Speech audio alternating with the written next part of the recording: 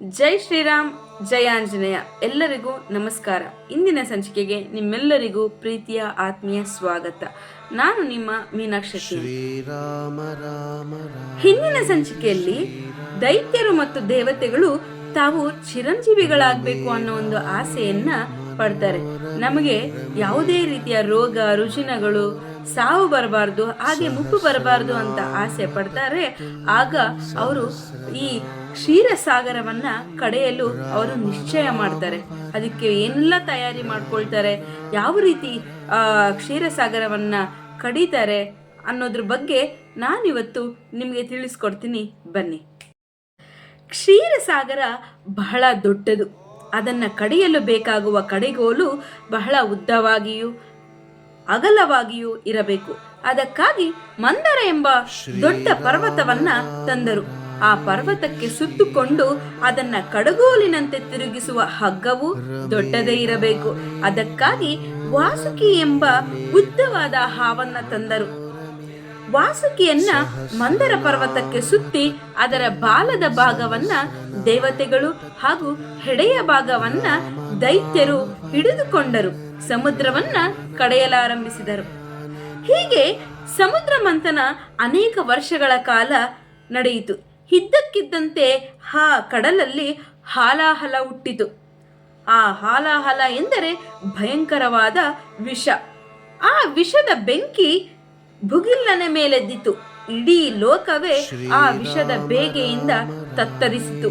ಆಗ ದೇವತೆಗಳೆಲ್ಲ ರುದ್ರನ ಬಳಿಗೆ ಧಾವಿಸಿ ಬಂದರು. ವಿಷಯ ತಿಳಿಸಿ, ಪ್ರಭು, ನಮ್ಮನ್ನ ನೀವೇ ರಕ್ಷಿಸಬೇಕು ಎಂದರು. ರುದ್ರನು ಅವರ ಜೊತೆ ಸಮುದ್ರ ಮಂಥನ ನಡೆಯುತ್ತಿದ್ದ ಸ್ಥಳಕ್ಕೆ ಬಂದ. ಆ ಹಾಲಾಹಲವನ್ನ ಒಂದೇ ಗುಟಿಕಿನಲ್ಲಿ ಕುಡಿದು ಬಿಟ್ಟ. ಇಂತಹ ಭಯಂಕರ ವಿಷ ಕುಡಿದರೂ ಸಹ ಶಿವನಿಗೆ ಏನೂ ಆಗಲಿಲ್ಲ. ಅವನ ಕುತ್ತಿಗೆ ಮಾತ್ರ ಸ್ವಲ್ಪ ನೀಲಿ ಬಣ್ಣವಾಯಿತು. ಆದ್ದರಿಂದ ಅವನಿಗೆ ನೀಲಕಂಠ ಎಂಬ ಹೆಸರು ಬಂತು. ಈ ಹಿಂದೆ ನಾನು ಗಂಗಾಧರ ಎಂಬ ಹೆಸರು ಹೇಗೆ ಬಂತು ಅನ್ನೋ ಒಂದು ವಿಷಯನ ನಾನು ನಿಮಗೆ ತಿಳಿಸ್ಕೊಟ್ಟಿದ್ದೆ. ಈಗ ನೀಲಕಂಠ ಎಂಬ ಹೆಸರು ಕೂಡ ಶಿವನಿಗೆ ಬಂದಿದೆ. ಹೀಗೆ ಪುನಃ ದೇವತೆಗಳು ಮತ್ತು ದೈತ್ಯರು ಕಡಲನ್ನ ಕಡೆಯಲಾರಂಭಿಸಿದರು. ಆದರೆ ಈ ಮಂದರ ಪರ್ವತದ ಬುಡದಲ್ಲಿ ಸರಿಯಾದ ಆಧಾರವಿಲ್ಲದೆ ಅದು ಕುಸಿಯಲಾರಂಭಿಸಿತು. ಆಗ ದೇವತೆಗಳು ಮಹಾವಿಷ್ಣುವಿನ ಬಳಿಗೆ ಹೋದರು. ಮುಳುಗಿ ಹೋಗುತ್ತಿರುವ ಮಂದರ ಪರ್ವತವನ್ನ ಎತ್ತಿ ಹಿಡಿಯಬೇಕೆಂದು ಕೇಳಿಕೊಂಡರು. ಆಗ ಮಹಾವಿಷ್ಣುವು ಆಮೆಯ ರೂಪವನ್ನ ತಾಳಿದ. ಸಮುದ್ರದಲ್ಲಿ ಇಳಿದು ಮಂದರ ಪರ್ವತವನ್ನ ತನ್ನ ಬೆನ್ನಿನಿಂದ ಎತ್ತಿ ಹಿಡಿದು ಅದಕ್ಕೆ ಆಧಾರ ಒದಗಿಸಿದ. ವಿಷ್ಣುವಿನ ಈ ಆಮೆಯ ರೂಪವೇ ಕೂರ್ಮಾವತಾರ. ಮಂಥನ ಮುಂದುವರಿಯುತ್ತೆ. ಇನ್ನು ಏನೇನೆಲ್ಲ ವಿಷಯಗಳು ನಡೆಯುತ್ತೆ ಅನ್ನೋದ್ರ ಬಗ್ಗೆ ನಾನು ನಿಮ್ಗೆ ಮುಂದಿನ ಸಂಚಿಕೆಯಲ್ಲಿ ತಿಳಿಸ್ಕೊಡ್ತೀನಿ. ಈ ಸಂಚಿಕೆಯ ಒಂದು ಸಾರಾಂಶ ನಿಮ್ಮ ಮುಂದೆ. ದೇವತೆಗಳು ಮತ್ತು ದೈತ್ಯರು ತಾವು ಚಿರಂಜೀವಿಗಳಾಗಬೇಕು, ನಮಗೆ ಯಾವುದೇ ರೀತಿ ಸಾವು ಬರಬಾರ್ದು, ರೋಗ ರುಜಿನಗಳು ನಾವು ಮುಪ್ಪಾಗಬಾರ್ದು ಅಂತ ಹೇಳಿ ಈ ಕ್ಷೀರಸಾಗರವನ್ನ ಕಡೆಯಲು ಅವರು ನಿಶ್ಚಯ ಮಾಡ್ತಾರೆ. ಆಗ ಈ ಕ್ಷೀರಸಾಗರ ಬಹಳ ದೊಡ್ಡದಾಗಿರುತ್ತೆ. ಅದನ್ನ ಕಡೆಯಲು ಬೇಕಾಗುವ ಕಡೆಗೋಲು ಬಹಳ ಉದ್ದವಾಗಿಯೂ ಅಗಲವಾಗಿಯೂ ಇರಬೇಕಾಗುತ್ತೆ. ಅದಕ್ಕಾಗಿ ಅವರು ಮಂದರ ಎಂಬ ದೊಡ್ಡ ಪರ್ವತವನ್ನ ತರ್ತಾರೆ. ಆ ಪರ್ವತಕ್ಕೆ ಸುತ್ತುಕೊಂಡು ಸಮುದ್ರವನ್ನ ಕಡಗೋಲಿನಂತೆ ತಿರುಗಿಸುವ ಹಗ್ಗವು ದೊಡ್ಡದೇ ಇರಬೇಕು. ಅದಕ್ಕಾಗಿ ವಾಸುಕಿ ಎಂಬ ಉದ್ದನೆಯ ಹಾವನ್ನ ತರ್ತಾರೆ. ವಾಸುಕಿಯನ್ನ ಮಂದರ ಪರ್ವತಕ್ಕೆ ಸುತ್ತಿ ಅದರ ಬಾಲದ ಭಾಗವನ್ನ ದೇವತೆಗಳು ಹಾಗೂ ಹೆಡೆಯ ಭಾಗವನ್ನ ದೈತ್ಯರು ಹಿಡಿದುಕೊಂಡು ಸಮುದ್ರ ಮಂಥನ ಆರಂಭಿಸುತ್ತಾರೆ. ಅಂದ್ರೆ ಸಮುದ್ರವನ್ನ ಕಡೆಯಲು ಆರಂಭ ಮಾಡ್ತಾರೆ. ಹೀಗೆ ಸಮುದ್ರ ಮಂಥನ ಅನೇಕ ವರ್ಷಗಳ ಕಾಲ ನಡೆಯುತ್ತೆ. ಈಗ ನಡೆಯುತ್ತಿರಬೇಕಾದ್ರೆ ಇದ್ದಕ್ಕಿದ್ದಂತೆ ಆ ಕಡಲಿನಲ್ಲಿ ಹಾಲಾಹಲ ಹುಟ್ಟುತ್ತದೆ. ಹಾಲಾಹಲ ಅಂದರೆ ವಿಷ.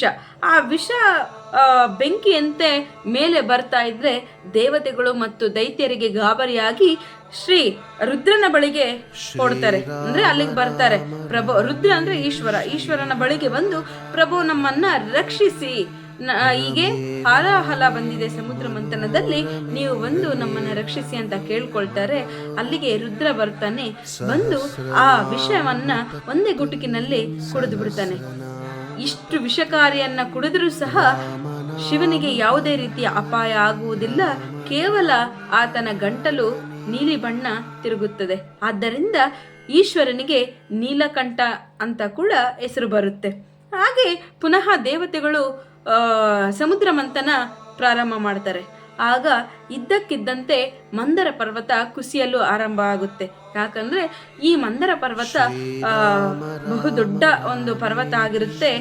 ಕೆಳಗಡೆ ಯಾವುದೇ ರೀತಿಯ ಒಂದು ಆಧಾರ ಇರೋದಿಲ್ಲ. ಅದಕ್ಕಾಗಿ ಮಂದರ ಪರ್ವತ ಮುಳುಗಡೆ ಆಗ್ತಾ ಇರ್ಬೇಕಾದ್ರೆ ಮತ್ತೆ ದೇವತೆಗಳು ಮಹಾವಿಷ್ಣುವಿನ ಬಳಿಗೆ ಧಾವಿಸಿ ಬರ್ತಾರೆ. ಅಲ್ಲಿ ಕೇಳ್ತಾರೆ, ನಮ್ಮನ್ನ ಕಾಪಾಡಿ, ಈ ತರ ನಾವು ಸಮುದ್ರ ಮಂಥನ ಮಾಡ್ತಾ ಇದ್ವಿ, ಈಗ ಮಂದರ ಪರ್ವತ ಮುಳುಗಡೆ ಆಗೋ ಸ್ಥಿತಿಯಲ್ಲಿದೆ, ನಮ್ಮನ್ನ ರಕ್ಷಿಸಿ ಅಂತ ಕೇಳಿದಾಗ ಮಹಾವಿಷ್ಣು ಅಲ್ಲಿಗೆ ಬಂದು ಕೂರ್ಮ ಅವತಾರವನ್ನ ತಾಳಿ, ಅಂದರೆ ಆಮೆಯ ಅವತಾರವನ್ನ ತಾಳಿ ಆ ಸಮುದ್ರದಲ್ಲಿ ಇಳಿದು ಆ ಪರ್ವತಕ್ಕೆ ತನ್ನ ಬೆನ್ನಿನಿಂದ ಒಂದು ಆಧಾರವನ್ನ ಒದಗಿಸಿ ಪರ್ವತನ್ನ ಎತ್ತಿ ಹಿಡಿಯುತ್ತಾರೆ. ಈ ಆಮೆ ರೂಪ ಧರಿಸಿದ್ದರಿಂದ ಮಹಾವಿಷ್ಣು ಕೂರ್ಮ ಅವತಾರವನ್ನ ಈ ವಿಷ್ಣುವು ಆಮೆಯ ರೂಪವನ್ನ ತಾಳಿದ್ದರಿಂದ ಅದನ್ನ ಕೂರ್ಮ ಅವತಾರ ಅಂತ ಕರೀತಾರೆ. ಇಲ್ಲಿಗೆ ಈ ಸಂಚಿಕೆಯನ್ನ ನಾನು ಮುಕ್ತಾಯ ಮಾಡ್ತಾ ಇದ್ದೀನಿ. ಮುಂದಿನ ಸಂಚಿಕೆಯಲ್ಲಿ ಮತ್ತೊಮ್ಮೆ ಭೇಟಿ ಮಾಡ್ತೀನಿ. ಜೈ ಶ್ರೀರಾಮ್, ಜೈ ಆಂಜನೇಯ. ನನ್ನ ವಿಡಿಯೋಸ್ ನಿಮಗೆ ಇಷ್ಟ ಆದಲ್ಲಿ ಲೈಕ್ ಮಾಡಿ, ಕಮೆಂಟ್ ಮಾಡಿ, ಹಾಗೆ ಶೇರ್ ಕೂಡ ಮಾಡಿ. ಧನ್ಯವಾದಗಳು.